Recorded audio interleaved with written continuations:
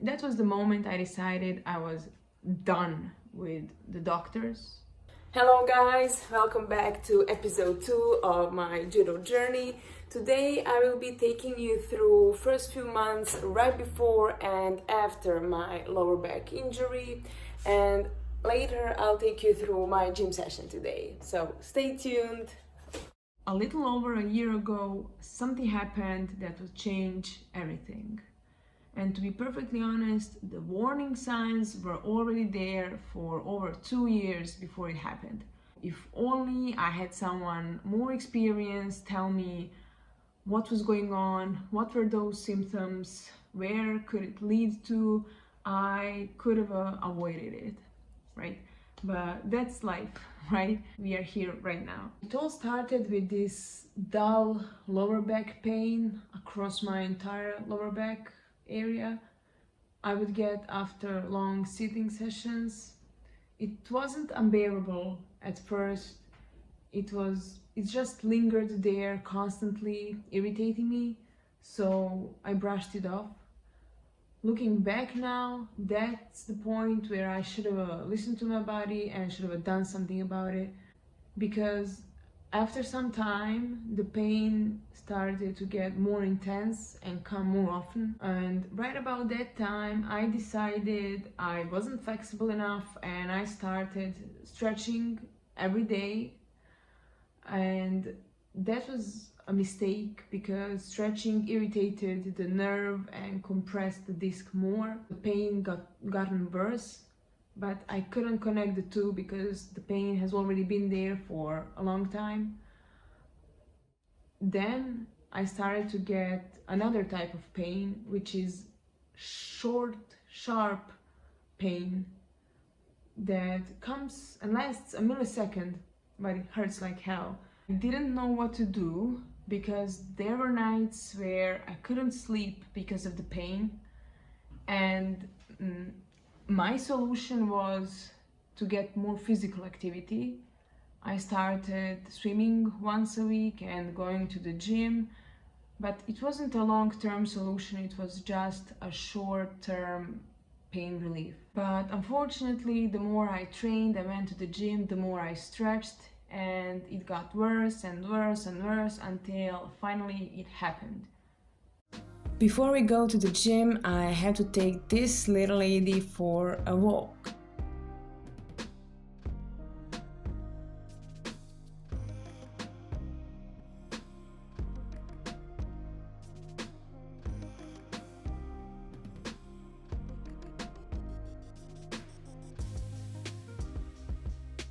Then came the moment when everything broke. The moment of injury itself wasn't that bad. It didn't hurt. I just felt like I tweaked something in my back a little. But when I tried to sit down, I immediately felt sharp spasm shoot through my body. My back locked up, and I couldn't sit down or bend over without excruciating pain, so I panicked. Eventually, somehow I managed to lay down on the floor, and I just lay there for half an hour hoping it would get better. But when I tried to get up, I just couldn't. My back completely froze. It locked up. So I had to get someone to help me move, and that's when my journey of finding answers actually began. First, I start with short warm-up session, 15 minutes, nothing fancy, just to get my blood flowing and get ready for lifting. Every 2 or 3 minutes, I increase the intensity. Mandatory, weird-looking sprint at the end with maximum intensity.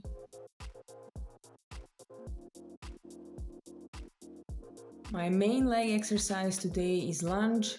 I prefer to switch legs every rep. My current record is 42.5 kilograms or 94 pounds. Goal is to get to 50 kilograms or 110 pounds. Let's see if we can reach the goal in a couple of months.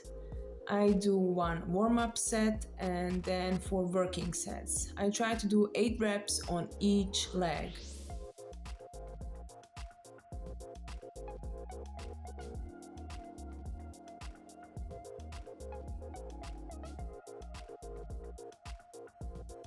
Next, we have deadlifts.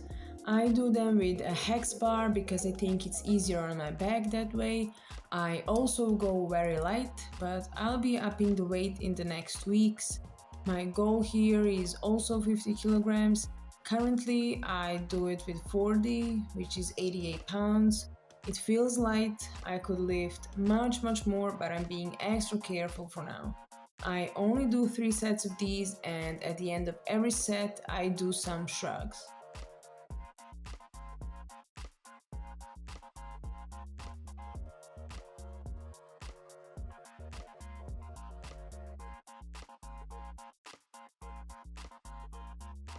This is back extension iso hold. I do this every single time I'm at the gym, no excuses.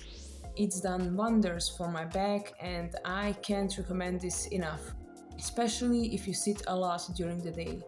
Whether it's for injury prevention or if your back already hurts, this exercise helps and will get you pain-free. I go for a 2-minute hold. Also, I do reps like shown here. As I feel more comfortable, I'll be lowering the pad.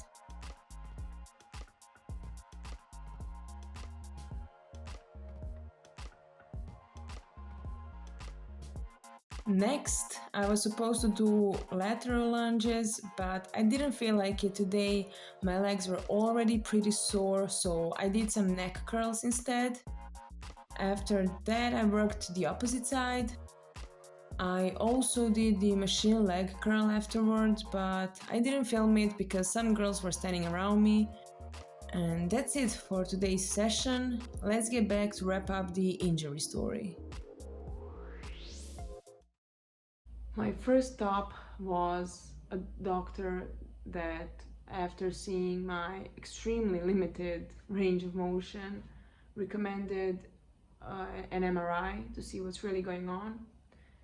And here's the thing, I waited for half a month before getting it because I was discouraged by almost everyone I knew, including my parents and family, which was a mistake because the MRI showed I had ruptured my disc on both sides and they were pressing the nerve on both sides.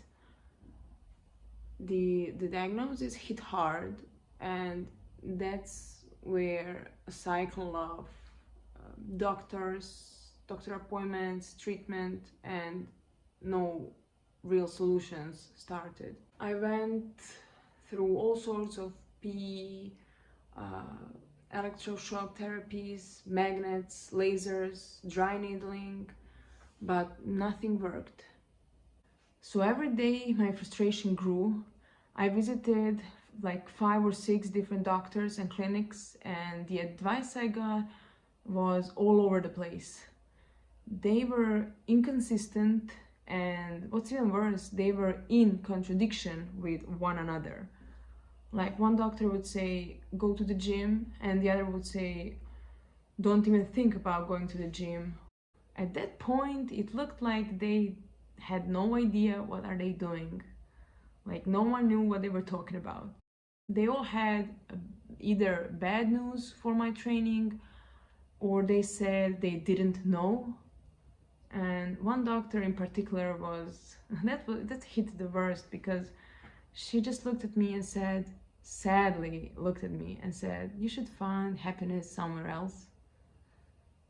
And the final straw was when I visited my last doctor, who was some kind of a big specialist, and I just sat 10 minutes in his office while he typed away on his computer, and then he turned around and said, could you please go close the door?